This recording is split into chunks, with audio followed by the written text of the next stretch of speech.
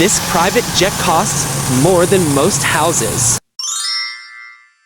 And the inside is insane. Owned by billionaires, these jets aren't just planes, they're flying palaces. Inside, you'll find gold-plated fixtures, bedrooms, private cinemas, even a gym. Some jets even have swimming pools, bars, and shore spas, all while flying 40,000 feet above the ground. But the richest person in the world has something even crazier on board.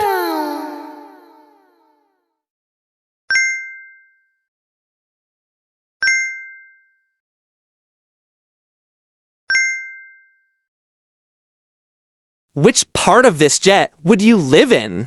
Comment below.